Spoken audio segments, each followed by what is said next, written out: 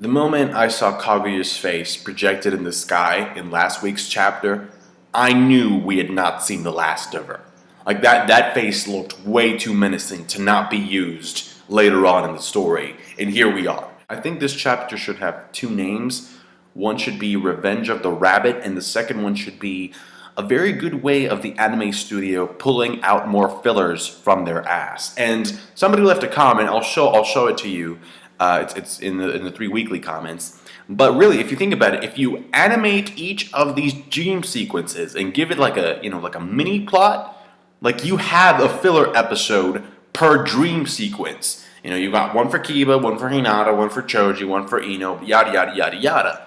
Mini filler arc of dreams. Despite the fact that the first conversation we get with Sasuke, might have been pretty offensive to some people, some fans of Kakashi and Sakura or whatever.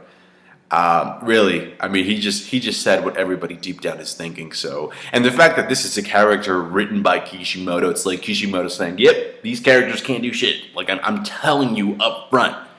But then here's the thing: if they're so useless, why is Sasuke using his Susanoo to protect them? And I know people are saying, "Oh, it's because he wants to protect Naruto," and they just happen to be there. So it wasn't like he's intentionally protecting them; they just happened to be there. Well, yeah, but he's already admitted that they're useless. So, I mean, if he wanted to, he could have just thrown them out of the Susanoo, just be like, "Get out." In all honesty, I thought the conversation was really funny. Like I laughed reading that. What I thought was even funnier, though, was the fact that even after Sasuke tells these two, "Hey, you guys, you can't do anything right now. Right now, you kind of suck," Kakashi goes on to lick his balls by saying, "Okay, you have to be in command of Team 7." And it's kind of a very conflicting scene because on one hand, and I like Kakashi, by the way, on one hand, you've got Sasuke, who really, at that point, is the only one who could do anything because of the Sharingan that negates the Moon Sharingan. But at the same time, you know that one of his problems, one of Sasuke's major problems, flaws, is that he gets too power hungry. So he's just there calling it out like it is, just you're useless. And you're just like, okay, that's fine.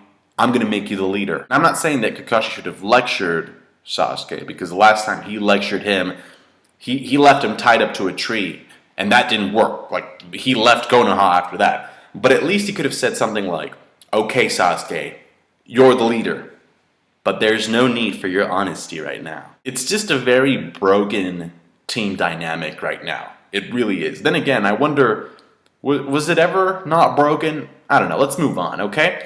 Oh, it turns out Sasuke's going to be even more useful with the Sharingan, because that's going to be able to snap the people out of the infinite Tsukuyomi. So there you go. And we get a shot of the different villages being cluttered by roots and metapods that hold humans inside of them. And here's the thing. I thought it was very inconvenient that the light projected on the moon actually just dissolves and goes away after a couple of minutes of the jutsu being activated. I mean, I thought, whoa, that's borderline bullshit, especially considering the amount of work that Pain and Obito and Madara had to put in to activate the jutsu. And I thought about it, and I'm like, well, technically speaking, like, Kaguya doesn't need the genjutsu to go on forever. Like, she doesn't even need it to go on more than it did, because, like, now she's going to take control over Madara. That's what's going to happen. Like, that black Zetsu substance, that's going to spread, and Madara's going to take Kaguya's form. I mean, that's pretty much obvious, right? And I actually found it very, very smart from Kishimoto's part that he drafted up a chain of command in order for this to take place. Because if you think about it, this whole process began with Nagato. Nagato being used by Obito, who was being used by Madara. But think about it. Nagato wanted to unite the Bijus to create world peace through fear. He was going to threaten the entire world and tell countries, if you misbehave, we're going to blow your country up. That was his goal, okay? Then Obito's goal, turns out, I mean, what he really wanted was to get Rin back, which is kind of a shitty goal, but it's a goal nonetheless. Then you have Madara, who wanted like a way of obtaining world peace through an illusion, through dreams, and Naruto calls him out in this chapter. He says, that's a fucking lie. But then if you think about all these goals, it turns out that for Kaguya, At least this is what I think. For Kaguya, it was never about that. It was just about, hey, I want to come back. When it comes to the dream sequences, I think Jiraiya giving Nawaki some porno and being part of Tsunade's dream, I think that takes the cake. Shino's was pretty funny too. He discovered like this new species, previously unknown species of insect.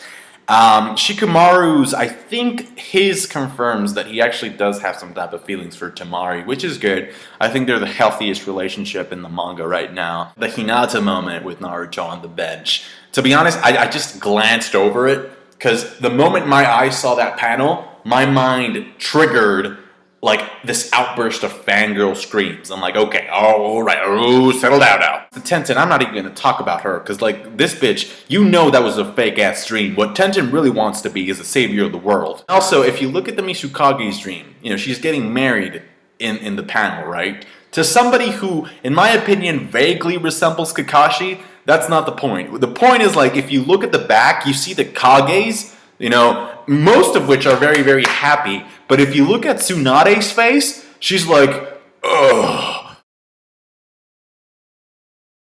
That being said, since the series is nearing its end, it's going to be interesting to sort of take the actual ending that Kishimoto actually, shows us, and then sort of look back at these dreams and see what part of the dreams, or which dreams resemble reality. And they don't show Orochimaru's dream, because we all know that shit is rated R. Lastly, I just want to spend this time sort of like giving like a mini type of prediction involving the Hokages. Now, the Hokages were not affected by the light, partly because they're Edo Tensei, but also, and I think more importantly, is because there has to be some type of connection that they have with Kaguya. Now, if you go back to when the Hokages were brought back, Sasuke, before going and reviving the Hokages, Orochimaru tells him that they need a mask from the Shinigami, alright? And they use that mask to bring back the Hokages. Now, I don't think it's a coincidence that Minato ended up all the way in Konoha.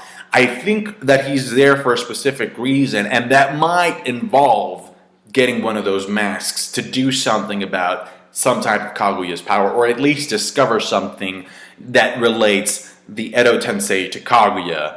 And because I really do think that Kaguya is going to take control over the Hokages. I really do. And Minato has to know where that Uzumaki hideout is, because he was married to Kushina, and we all know that Uzumakis were experts at sealing techniques. How do you defeat Edo Tenseis? Well, you would seal them.